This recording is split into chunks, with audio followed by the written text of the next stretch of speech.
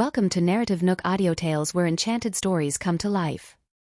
If you enjoy our stories, please subscribe, like and share to support our channel. Enjoy listening. What's wrong? Jack and Colby were both gentlemen. They wanted to wait for Roxanne to leave before leaving. However, Roxanne's car was still parked at the same spot even after they had waited for some time. Thus, they went up to check on her.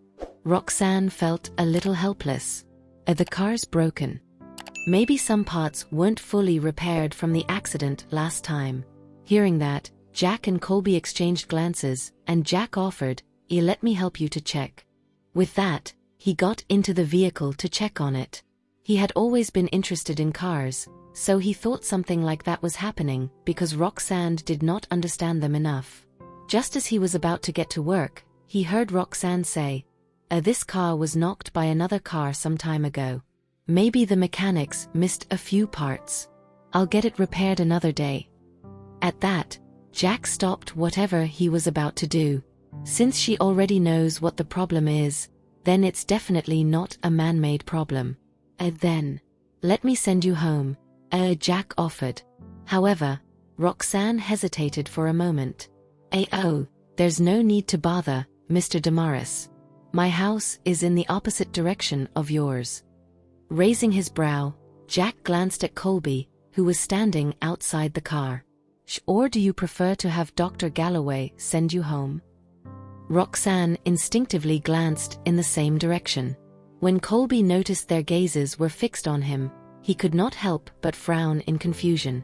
Roxanne hurriedly retracted her gaze and explained, "I don't mean that." Before she could even finish, Jack flashed a half-smile and interrupted, "Don't worry. That's not what I meant, either. I'm just doing my duties as a business partner." Since he had spelled things out so clearly, Roxanne could not refuse the offer. "In that case, I'll have to trouble you, then." Jack shrugged indifferently. "It's my pleasure." With that, the two got out of the car. Colby was even more confused when he saw Roxanne getting out of the car as well. "What's wrong with it?" Jack explained before Roxanne could even answer, "There's a slight malfunction, so I'll be sending Ms. Jarvis home." "But isn't your house and Dr. Jarvis in different directions?" Colby furrowed his brows, eyeing Roxanne curiously. Judging by her character, she wouldn't want to trouble Jack. Jack hurriedly answered, "I have some matters to deal with in that area." At the same time, Roxanne merely nodded as a tacit confirmation. Seeing that, Colby had no choice but to give in and say, "Be careful." The other two nodded.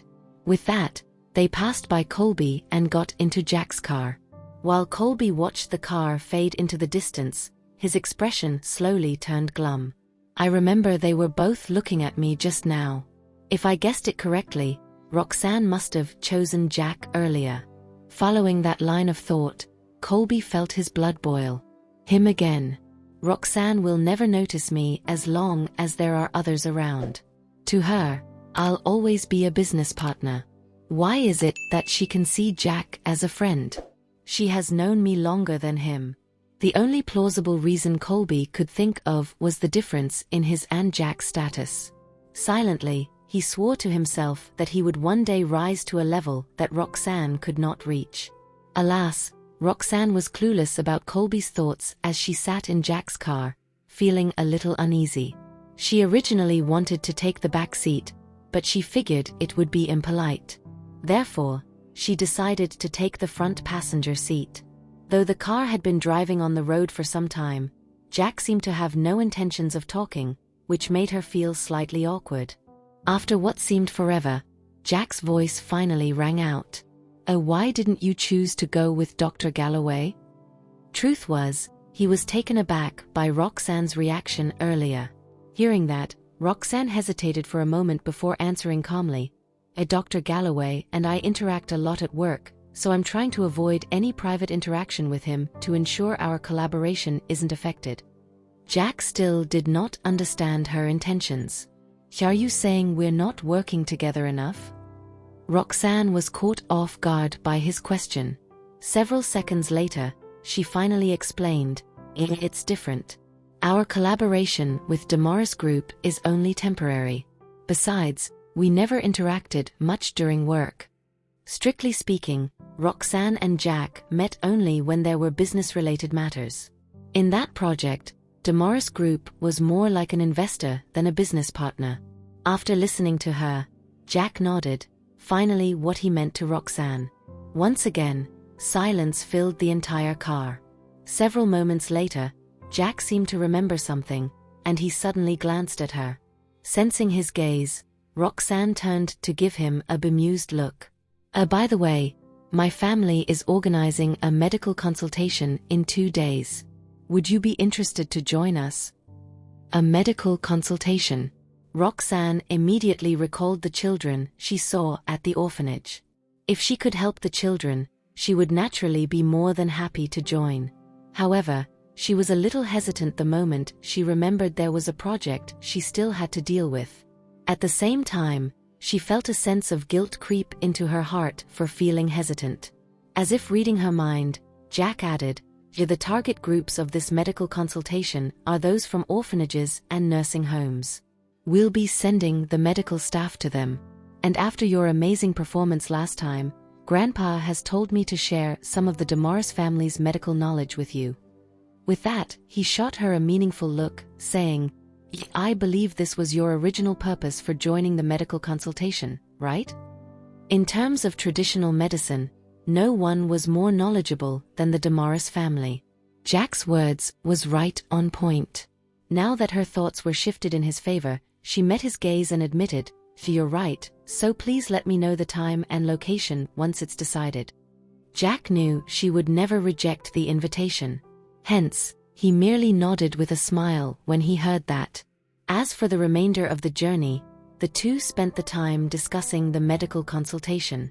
Jack casually pointed out Roxanne's weaknesses and gave her some advice. At the same time, Roxanne listened to every word intently. Her eyes were sparkling and filled with respect even when the car had come to a stop. Before that, she had always thought they were each more proficient in certain medical knowledge and that they were on the same level. It was not until that day that she realized the heir of the Damaris family was more incredible than her. This man has mastered all of the Damaris family's medical knowledge. "We're here," Jack reminded amusedly when he saw her in a daze. Only then did Roxanne snap back to her senses. She flashed him a grateful smile and said, "Thank you for your guidance, Mr. Damaris." Jack returned the smile. "I'm just speaking based on the Damaris family's medical knowledge. Your mentor is Professor Lambert. Naturally, you've taken different paths from our family. We're the same in terms of medical attainments. It's just that my family's medical knowledge can make up for your shortcomings." Looking as serious as ever, Roxanne said, "Just still, I have to thank you." Jack accepted her words of gratitude. With that, Roxanne bid him goodbye and prepared to step out of the car. To her surprise, she bumped into Lisa and the boys as soon as she opened the car door. Mommy." Archie and Benny had just returned from their kindergarten, so they were excited to see Roxanne. In the meantime, they also noticed Roxanne did not drive home with her car. If I remember it correctly, this is the one Mr. Damaris drove this morning. Just as the boys were guessing who the owner of the car was, Jack's head popped out from behind Roxanne, and he smiled at them. Did you two just come home from your kindergarten?" The children nodded slowly, feeling a little upset. Mommy said they were only going to work, but why is she home so late? And why is Mr. Damaris sending her home? No matter how hard they looked, there seemed to be some intimacy between the adults. Immediately, the imaginary alarm in the children's minds went off. "No way. We must help Daddy look after Mommy before they make up with each other." Meanwhile, Roxanne knew what was on their minds the moment she saw their expressions. She could not help but feel exasperated. Regardless, she turned around and said, "I'll take them home first. Please let me know when you've reached home, Mr. Damaris." Jack gave a brief answer and drove off. Once the car was out of sight, Roxanne spun around to explain, "My car wasn't repaired completely, so I couldn't start it. That's why Mr. Damaris sent me home today. She was sure the kids' imaginations would be running wild if she did not clear things up right there and then. Obviously unsatisfied with her explanation, the kids asked, "Were you two working together the entire day?" Roxanne nodded. Mr. Galloway was there, too. Of course, the kids knew who Colby was. They felt that he was also one of Lucian's love rivals, too. Hearing that, the boys grew more worried. Roxanne felt a wave of exasperation wash over her when she took in the boys' expressions. She believed she had clarified things enough, including her relationship with Jack. Yet, the children looked more suspicious than before. "We saw Mr. Farwell today." Benny suddenly changed the topic. Roxanne's expression stiffened when she heard Lucian's name. Instantly, she recalled what Colby said at lunch and the scene where Lucian and Aubrey stood side by side last night. Sadly, the boys were unaware of what was going through her mind. All they wanted was to remind her of Lucian. Just then, Benny cast her a piteous look. "Mr. Farwell doesn't seem to have recovered yet. Mommy, why don't you go over and help him? Essie is very worried." Roxanne snapped back to her senses and forced a smile at them. "I'm very busy." However, the boys did not intend to give up. Before they could even utter a word, Roxanne said, Besides, Mr. Farwell is just having common flu. It'll take him a week to recover. Tell Essie to not worry too much, okay?" With that, she patted their heads and went upstairs. She really did not want to listen to her children talking about Lucian when she was already having a lot on her mind. As Archie and Benny watched Roxanne head up the stairs, they exchanged glances, not understanding what had just happened. They only wanted to make Lucian's presence known. Yet, they got the feeling that their mother's reaction was completely different from what they had expected. "Archie, did I say something wrong again?" Benny sounded slightly defeated. Patting his brother on the shoulder, Archie comforted, No. We just have to mention Daddy to Mommy often." Only then did Benny feel more at ease. That night, Roxanne received a text from Jack before she went to bed. It contained the details to the medical consultation. It was in 2 days, and the location was an orphanage in the city. After making a mental note of the information, Roxanne typed a simple answer and went to bed early. However, her mind was so occupied with Colby's words that she could not fall asleep. It was only after an indeterminate time that she finally drifted off to sleep. In the next 2 days, the boys kept trying to get Roxanne's attention. To be more specific, they were doing it on Lucian's behalf. Meanwhile, Roxanne was clueless as to why Archie and Benny were so persistent in mentioning Lucian to her, nor did she know how to deal with them. After pondering about it for some time, she decided to pour all her attention into preparing the medical consultation. When the boys saw she was at work, they finally gave up. 2 days later, Jack's car appeared in front of Roxanne's house early in the morning. Roxanne was about to step out of the house to get a cab when she saw his car at the entrance. A look of surprise flashed past her eyes. "I figured your car wouldn't be ready so soon, so I decided to swing by to pick you up." Jack flashed her a smile. Hearing that, Roxanne had no choice but to suppress the peculiar feelings she felt and got into the car. She had many things with her. After what happened last time, she learned her lesson and prepared many gifts for the orphans. Jack was stunned by the bags she had with her. "You're really thoughtful. No wonder the children at the previous orphanage loved you," he remarked. A gentle expression crept upon Roxanne's face. "Maybe it's because I've interacted with many children in my life." That was why she could not bear to see the children at orphanages suffer. She hoped she could help bring changes to their lives to the best of her ability. Instead of assessing her, Jack only said, "I'm sure the children will be very grateful to you this time as well." Roxanne pursed her lips to form a smile. With that, they were on their way. In the meantime, Archie and Benny only poked their heads out of the door to watch their mother leave with Jack. Although Roxanne had informed them that she was going to treat some children, they could not help but feel a sense of danger. Their parents had not talked to each other for the past 2 days. Jack, on the other hand, had come looking for Roxanne quite often. The boys could not stop worrying even though Roxanne had already sworn that she and Jack were just colleagues. Still, there was nothing they could do if Roxanne wanted to avoid Lucien. As they exchanged glances with each other, a crestfallen look fell upon their faces. The orphanage was an hour away from Roxanne's house. By the time they arrived, the Damaris family had already set up the interior for diagnosis and treatments. Unlike the last time when Roxanne had to line up to enter, Roxanne and Jack were immediately ushered into the director's office as soon as they got out of the car. Mr. Damaris. Dr. Jarvis, she greeted the director eagerly. Roxanne was a little surprised that the doctor knew her, but when she glanced at Jack, she immediately came to her senses. He must have talked to the director before. After politely exchanging some words with the director, they immediately got to work. The flow of events was quite similar to the previous one. Once Roxanne and Jack entered the tents, the children began lining up and entering one by one. However, Jack and Roxanne were the only ones in the tent this time. Perhaps it was because Jack was going to pass on some of the Damaris family's medical knowledge to Roxanne. At first, Roxanne thought the two of them would not be able to cope with all the work. Somehow, the children were very cooperative. Hence, she could not tell if it was because of the gifts she had prepared. Both Roxanne and Jack treated the patients in an orderly fashion.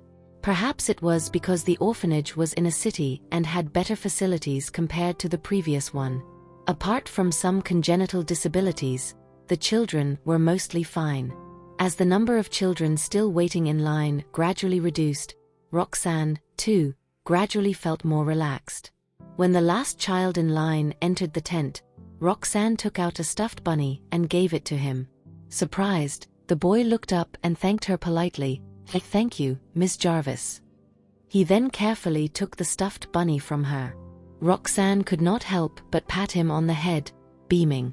Suddenly, she noticed he looked extremely pale, and the sight of that made her heart sink. She immediately asked him in concern, "Do you normally have any discomfort?" Hearing that, the boy frowned and mulled briefly before answering with hesitance, "Yeah, my heart feels uncomfortable sometimes." His words brought a frown to Roxanne's face, and she pressed on, "Can you tell me in detail?" Again, the boy pondered for some time. Sometimes it beats really fast, but it goes back to normal after a while. This is a typical symptom of arrhythmia. Roxanne shot Jack a look before instructing the boy, "Dear, could you lie on this bed? I'd like to examine you a little." Carrying the stuffed bunny, the little boy climbed onto the bed obediently. Then, Roxanne began taking his pulse. Meanwhile, Jack activated the machine beside them. Not long after, their suspicion was confirmed. The boy was suffering from a severe case of arrhythmia. However, he was very lucky that nothing major happened to him. Thankfully, they had discovered his illness. Before Jack could say anything, Roxanne had already brought out her acupuncture tools while comforting the boy. "This might hurt a little. Please bear with it, okay?" Although the boy did not know what she was going to do, the sight of the long needle frightened him a little. Nonetheless, the stuffed bunny in his arms gave him a strange sense of courage, and he nodded in response. Following that, Roxanne patted his head and began inserting the needles. Acupuncture could help reduce the symptoms of arrhythmia, which was something she knew long ago. Just when she was about to insert the last needle, Jack's voice rang out behind her. "At this point might be better." Roxanne halted in her movements, and she cast a confused glance at the acupuncture point Jack was pointing at. He smiled. The Damaris family has done some research on this before. The acupuncture points you've chosen are the most common points used to treat arrhythmia. But based on our research, the treatment's effects will be better if the last acupuncture point was switched to this. Surprise flashed past Roxanne's eyes. After all, the acupuncture points Jack was referring to was rarely used in acupuncture treatments. She could not guarantee what kind of effect it would bring if she actually inserted the needle there. Maybe things are as Jack said. It might actually improve the boy's condition. Then again, his condition might also worsen. At the same time, the boy watched them earnestly, though he did not understand their conversation.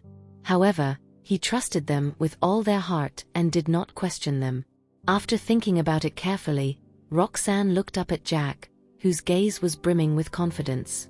Finally, Roxanne decided to follow Jack's suggestion and insert the last needle into the other point.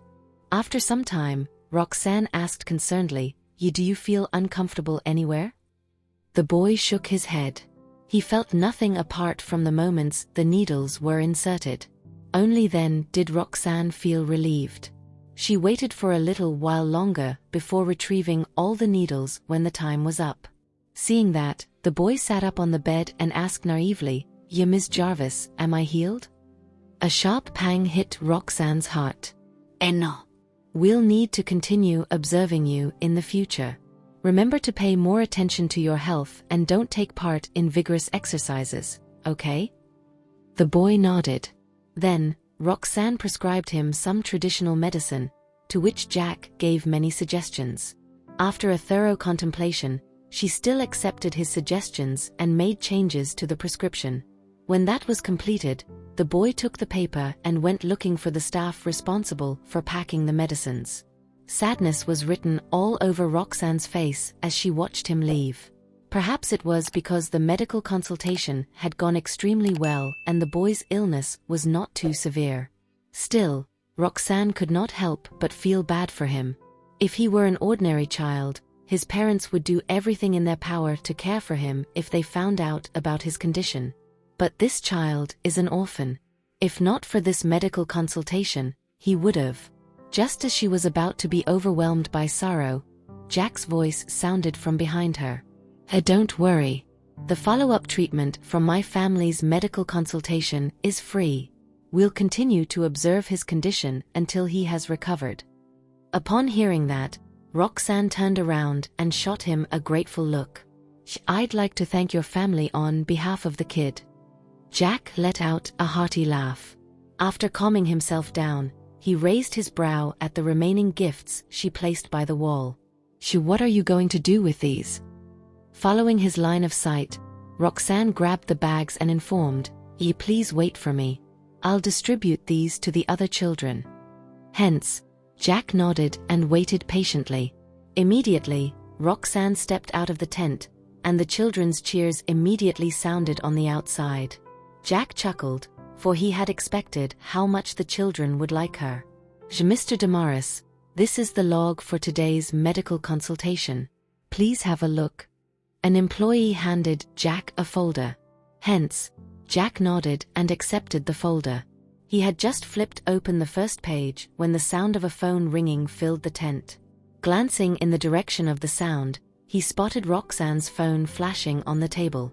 Earlier during the medical consultation, they had placed their phones there for convenience.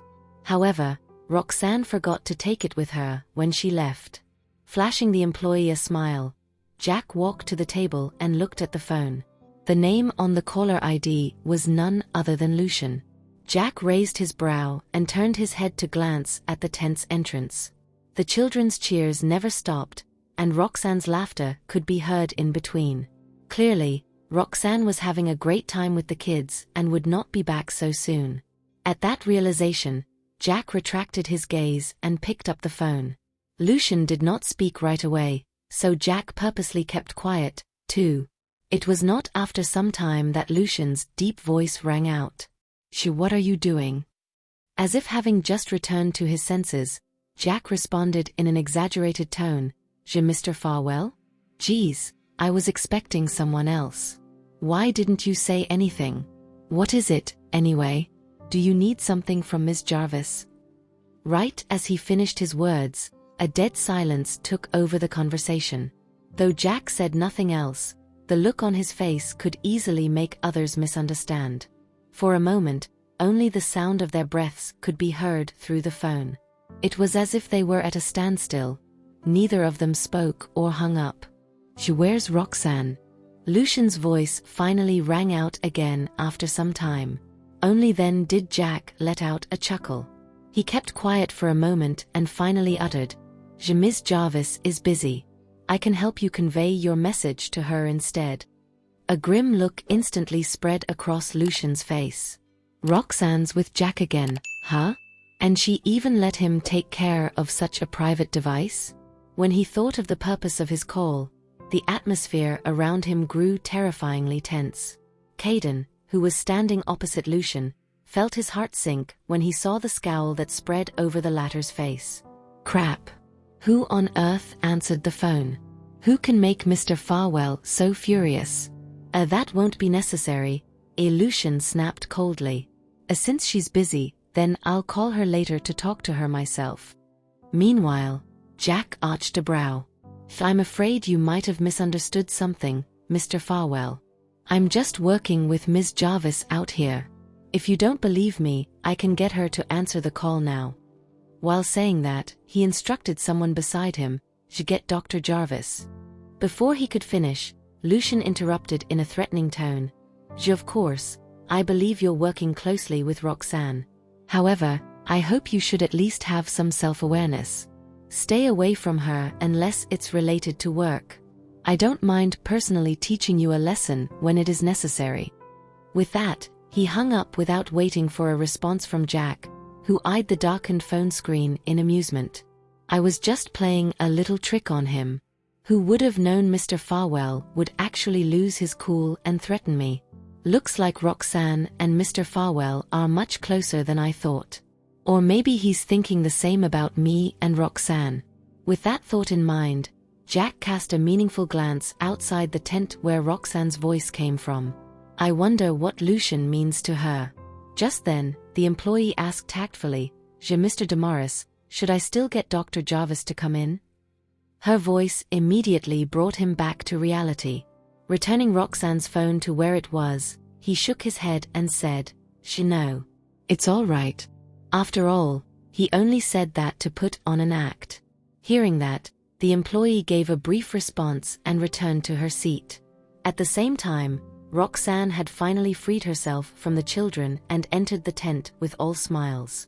Someone called you just now, and I answered it for you, Jack stated truthfully when he saw her coming in. Roxanne immediately froze in her tracks. Who was it? Feigning confusion, Jack explained, it was Mr. Farwell, but he refused to tell me what the matter was. Lucian? Roxanne's heart skipped a beat. Why is he still calling me? Isn't he already dating Aubrey? Has he finally come to his senses and wants to apologize to me? All those speculations made her feel uneasy. In the past, Lucian had always been displeased with her interaction with Jack. Now that Jack had answered the phone on her behalf, she could not imagine what Lucian would feel.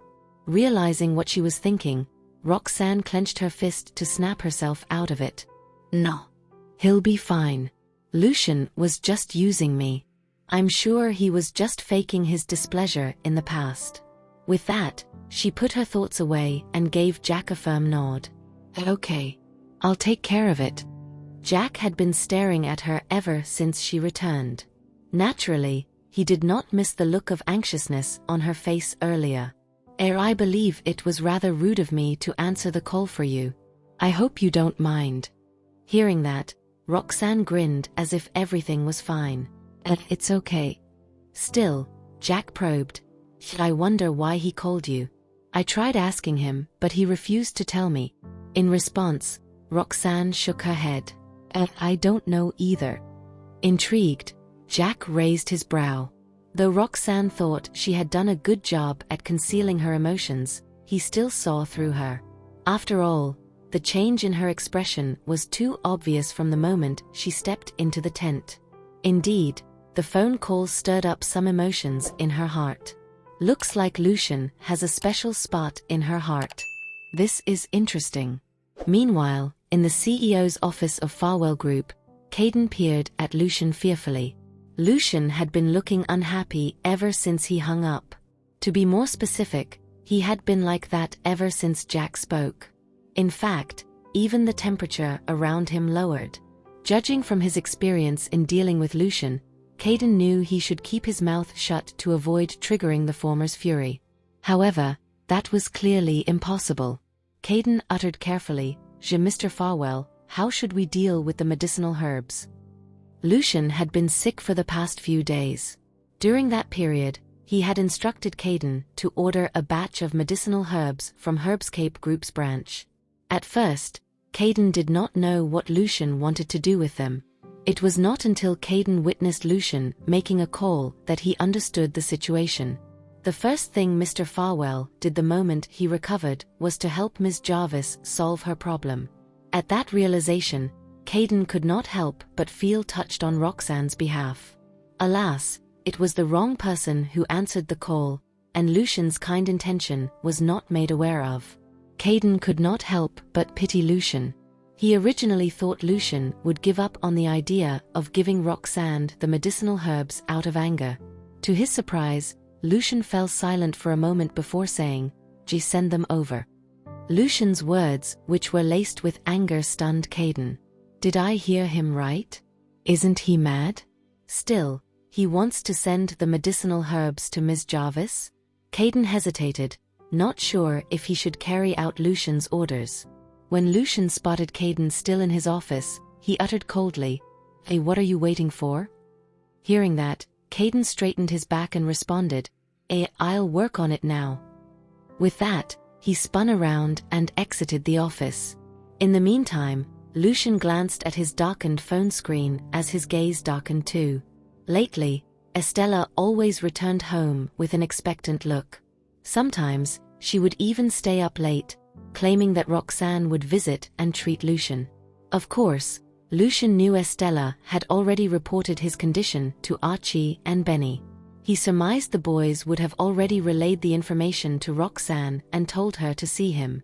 The fact that Estella was so expectant made it hard for Lucian to not feel the same. Never did he expect Roxanne to not give him a single call when he had been ill for almost a week. If he had not taken the initiative to call her that day, he would never know she was with Jack. A hint of mockery flashed past his eyes when he thought of that. To Roxanne, her job is always the most important thing. Or is it because she's working with Jack this time? Meanwhile, Caden took some men with him and brought the herbs to Roxanne's research institute. Around the same time, Jack sent Roxanne back in his car. The three of them came face to face the moment they got out of their respective cars. Caden was stunned to see Roxanne and Jack coming out of the same car. Jack was the first to break the silence. We have just finished our medical consultations.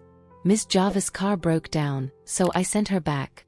To Caden, his explanation was meant to hide the truth. He then turned to look at Roxanne. Mr. Lawson, what are you doing here?" Roxanne felt a little guilty when she met Caden's gaze, but she managed to calm herself down. Caden glanced at the man standing next to her and replied loudly, Mr. Farwell has asked me to deliver these medicinal herbs to you. Now that you are back, please do an inventory check." With that, he turned around and signaled to his staff. Very soon, the staff unloaded all the boxes of herbs. Lucian asks him to send these medicinal herbs. Roxanne was puzzled. She knew she had never mentioned such a request to Lucian. Is Lucian trying to make it up to me by sending these medicinal herbs? Roxanne could not help but find it ironic.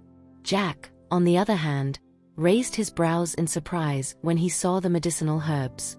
Inadvertently, he said, I suppose this is why Mr. Farwell called you earlier on." Only then did Roxanne return to her senses and nod hesitantly. She could not think of other reasons as well. It was annoying for Caden to see Roxanne standing next to Jack. He felt it was unfair to Lucian. "Ms. Jarvis, everything is here. Please inspect them. If you need more, do let me know," Caden added. Roxanne was not sure if she should accept Lucian's gift. "Mr. Farwell found out that your research institute has caught on fire. These herbs are difficult to acquire, and he asked me to transfer some from abroad 2 days ago. They would have arrived earlier if it wasn't because of the transportation." Caden was trying to make Lucian's presence known. A peculiar feeling arose with Roxanne. So, these are the herbs. Shortly after the research institute caught fire, Lucian asked her if she needed any help. However, Colby claimed he would find a solution back then. That was why Roxanne turned Lucian down. In the end, Lucian still ended up procuring those herbs for her. In that instant, Roxanne could not think straight. Before that, it had always been her suspicion that Lucian was the mastermind of that fire. But, if it was really him, why does he bother to do this? Then again, if it isn't him, who can it be? Joelle, I didn't expect to receive Mr. Farwell's support. Jack's voice rang out. Roxanne composed herself, but she did not know how to respond to Jack's comment. Instead, Caden remarked, Mr. Farwell's support is only meant for Ms. Jarvis. Mr. Damaris, I hope you don't get the wrong idea. Afraid that he might have offended Jack, Caden added nonchalantly, After all, Mr. Farwell and Miss Jarvis are well acquainted. When Jack heard that, he looked at Roxanne with raised eyebrows. Are Miss Jarvis and Mr. Farwell related in any other ways? Is there something I should know? Roxanne was taken aback by his questions, and she tensed up ever so slightly. We do know one another. Our children are classmates. Roxanne had no wish to reminiscence her relationship with Lucian. However, Roxanne had no idea that Jack had found out about her past. That was why Jack raised his brows and looked at Caden when he heard her denial. Once again, Caden felt unjust on Lucian's behalf. Despite Lucian being ill, he still insisted on helping Roxanne. Caden could not understand why she was so ungrateful. Furthermore, she seemed so secretive about her relationship with Lucian. It was as though Lucian was an embarrassment. In spite of his thoughts, there was no way Caden could express them outright in front of Jack. These medicinal herbs are difficult to find. Mr. Farwell has transferred nearly all of the remaining medicinal herbs from Herbscape Group. Roxanne's heart skipped a beat, but she forced herself to calm down quickly. Please convey my thanks to Mr. Farwell. However, as far as Roxanne was concerned, Lucian did that in order to compensate for making use of her in the past. Therefore, she had no intention to accept his gift. Moreover, Jack had already provided them with sufficient medicinal herbs. Before she could finish her sentence, Jack cut in. Since this is a nice gesture from Mr. Farwell, I reckon you should kindly accept it, Ms. Jarvis. With a serious look on his face, Jack looked at Roxanne before he continued. Our research is going to be more complicated in the future. There's no harm in having more medicinal herbs. Anyway, they're free. Why not? Roxanne hesitated again. Caden could not stand it any longer. Even though Lucian was ill, he still thought of her and tried to assist her. At the end of the day, she was actually planning not to accept his gift. Just as Caden was about to open his mouth, Roxanne finally nodded. Please thank Mr. Farwell for his kindness. Roxanne then nodded at Caden with gratitude. For some strange reason, Caden felt a twinge in his heart. Does Ms. Jarvis accept these medicinal herbs because she wants them? Or is she doing it because of what Jack tells her? Caden could hardly breathe when he saw that another man had to convince Roxanne to accept Lucian's kind gift. As for Roxanne, she did not spare the matter any further thought. Instead, she went forward to check the herbs before getting her staff to carry them in. If there's nothing else, I will make a move first. Grandpa is still waiting for my report on the medical consultation. Once Jack was done helping her with the inventory taking, he took his leave. Roxanne watched as his car left. Suddenly, Caden's voice rang in her ears. Ms. Jarvis. Upon hearing that, Roxanne turned around in confusion. Caden chose his words carefully even though he was feeling anxious. If you don't mind me asking, Mr. Damaris and you... He did not need to finish the rest of his sentence. Roxanne knew what he wanted to ask. We are just friends working together. Please don't get the wrong idea. Naturally, Caden did not quite believe her. Outwardly, he let out a sigh of relief and began to say nice things about Lucian. To be honest, Mr. Farwell gave the instruction to have these medicinal herbs transferred while he was still ill. The moment he feels better today, he told me to deliver these herbs over to you. Although Roxanne's heart was racing, she nodded in acknowledgement. Please thank Mr. Farwell for me. Caden was dumbstruck. That's it? Lucian regards her with utmost importance. In the end, is this all he gets? Just a word of thanks? It was as if Roxanne knew what was on his mind, so she added, The Research Institute owes Mr. Farwell a favor. Please let us know when he needs our help. We will try our best. Even though it was a promise, she only said she would try her best. Caden's heart sank, and he felt sorry for Lucian. Thank you for listening. If you have enjoyed this story, please like and share so others can see it too. Also hit the subscription button and notification bell so you can be notified on our next release. Thank you for your support. God bless you.